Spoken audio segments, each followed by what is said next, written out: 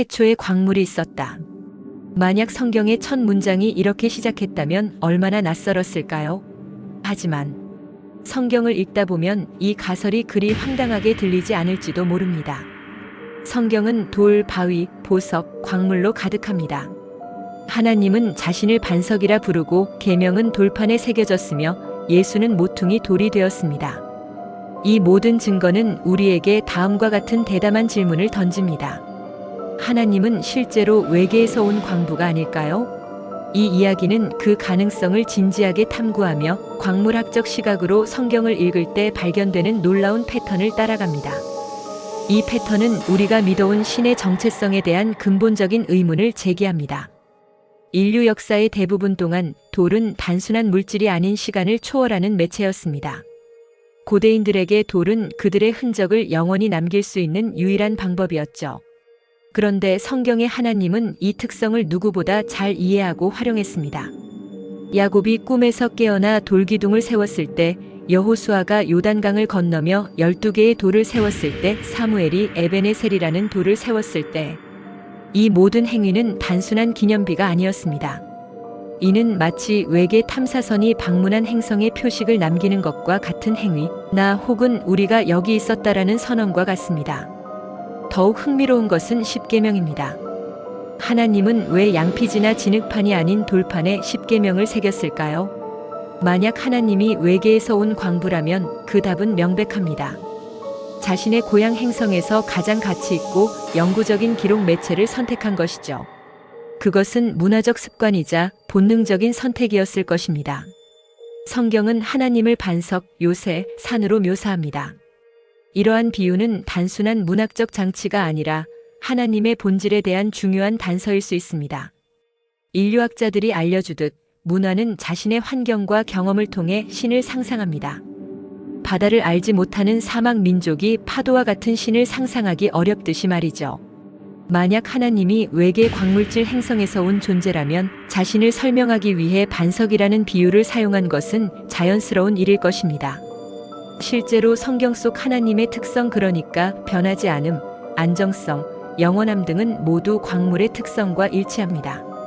시편 18편 2절의 여호와는 나의 반석이시요 나의 요새시요는 단순한 시적 표현이 아니라 외계 광부 신의 자기 정체성에 대한 가장 솔직한 고백일지도 모릅니다. 성경은 일관되게 인간을 흙에서 빚어진 존재로 묘사하면서도 동시에 우리를 불로 연단하여 정련된 금속처럼 만드는 과정을 강조합니다. 이는 마치 전문 광부가 원석에서 보석을 얻는 과정을 묘사하는 것과 유사합니다. 하나님이 연단과 시험을 통해 우리에게 행하는 일은 현대 광산업의 프로세스와 놀랍도록 닮았습니다. 발굴, 즉 소명을 통한 선택, 분쇄, 고난을 통한 겸손, 가열, 시험과 유혹, 정제, 불순물 제거, 그리고 주조, 새로운 형태로의 변형까지. 이 과정은 베드로전서 2장 5절에서 절정에 이릅니다. 너희도 산 돌같이 신령한 집으로 세워지고.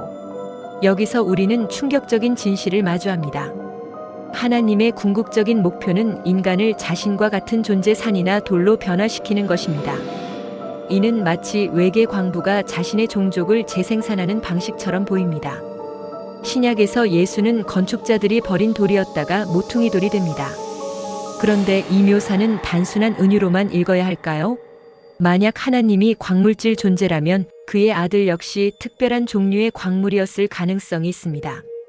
성경은 예수를 인류와는 다른 방식으로 이 세상에 보내졌다고 말합니다. 그는 위로부터 왔으며 땅의 것이 아니라 하늘의 것이었습니다. 이는 마치 외계 행성에서 특별한 임무를 띠고 지구에 파견된 존재를 묘사하는 듯합니다. 더욱 흥미로운 것은 십자가에서 죽은 후 예수가 부활했다는 사실입니다. 그런데 그의 부활체는 일반적인 육체와는 달랐습니다. 벽을 통과하고 제자들이 즉시 알아보지 못할 만큼 변화했습니다. 이는 마치 광물이 한 형태에서 다른 형태로 변화하는 과정, 예를 들어 탄소가 흑연에서 다이아몬드로 변하는 과정과 유사하지 않습니까? 성경에서 하나님이 특별히 가치를 두는 것은 광물, 특히 희귀한 보석들입니다. 출애굽기의 성막은 금, 은, 동, 청옥, 호마노, 베델리엄으로 채워졌고 대제사장의 흉패에는 12개의 보석이 박혔습니다. 요한계시록에서 묘사하는 새 예루살렘은 온갖 보석으로 꾸며진 도시입니다. 이런 집착은 단순한 미적 취향일까요? 아니면 하나님이 원래 속했던 세계에 대한 향수일까요? 만약 하나님이 외계에서 온 광부라면 그가 지구에서 가장 가치 있게 여긴 것은 자신의 고향, 행성과 가장 유사한 물질 즉 광물이었을 것입니다.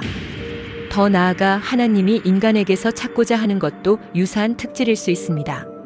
그는 우리에게서 말보다 무거운 것, 감정보다 단단한 어떤 믿음의 결정을 찾고 있습니다. 우리는 그에게 히토리와 같은 존재입니다. 흔하지 않고 발견하기 어렵지만 일단 발견되면 엄청난 가치를 지니는 존재인 것이죠. 만약 하나님이 외계에서 온 광부라는 가설이 사실이라면 이는 우리의 종교적 이해에 어떤 영향을 미칠까요? 이는 신의 초월성을 부정하는 것이 아니라 오히려 그 초월성의 본질을 재정의하는 것입니다.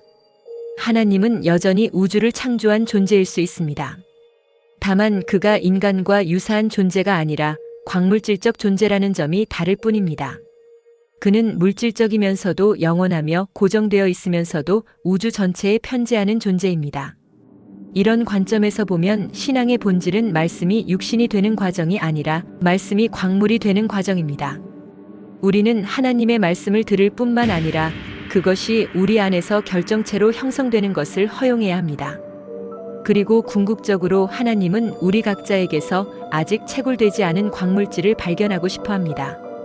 그는 인류라는 광산에서 끊임없이 보석을 찾고 있는 우주의 광부입니다. 그의 손길 아래 우리는 모두 흙에서 별로 고통에서 영광으로 불순물에서 순수한 광물로 변화할 수 있습니다. 물론 이 모든 추리는 가설에 불과합니다. 그러나 성경의 광물학적 상상력을 진지하게 탐구해 볼 때 우리는 신과 우주에 대한 새로운 이해의 지평을 열 수 있습니다. 돌 위에 새겨진 신의 흔적을 따라가다 보면 어쩌면 우리는 우주의 더 깊은 비밀에 도달할지도 모릅니다. 시청해 주셔서 감사합니다. 구독과 좋아요는 큰 힘이 됩니다.